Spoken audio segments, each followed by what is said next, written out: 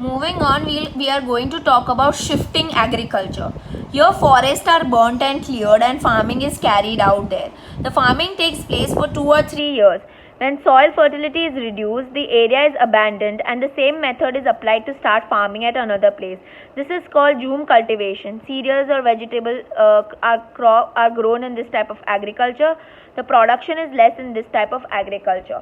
So now the next is shifting or Zoom agriculture. Here what do? They take a forest, they clear the forest up and they grow plants in this area for 2 to 3 years. After 2 to 3 years, when the land becomes less fertile, or let's say when the land is not fertile anymore, they leave that land away, go to another land, cut out the forest and grow the crops over there. Okay, so that is why it's called Zoom agriculture. Abandoned meaning leaving away.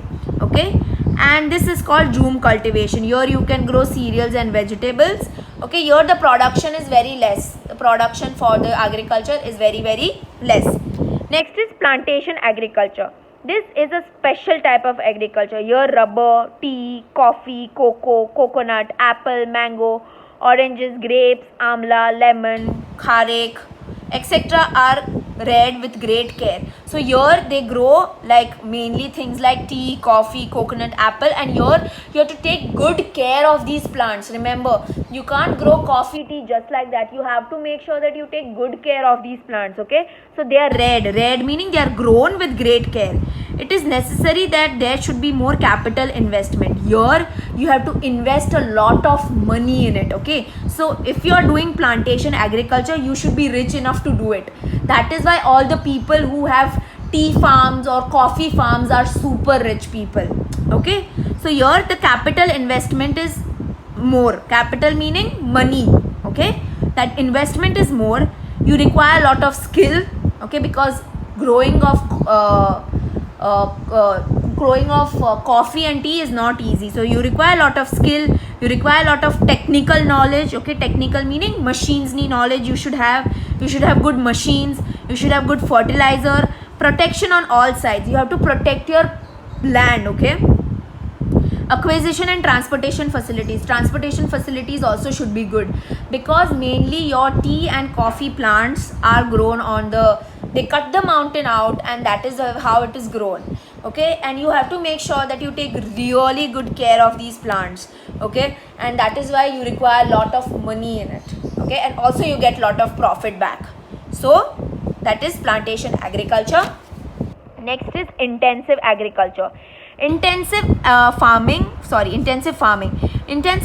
is mechanized way of farming through utilization of increased irrigation, use of chemical fertilizer, insecticides and other mechanical equipments. Cash crops are grown more in this type of farming. The per hectare production has increased very much here, and the area sown under these crops have increased. As more importance is given to economic return in this type of farming, it is also called commercial farming. So intensive agriculture. What is intensive? Excess farming. Okay, anything in excess, anything in is called intensive. Okay, intensive farming is mechanized way. Mechanized meaning use of lots and lots of machines. Okay, use of lots and lots of irrigation, using lot of irrigation techniques, using lot of water, using lot of chemical fertilizer, using lot of insecticides. Insecticides are what? They are chemicals which kill the insects. That is why it's called insecticides.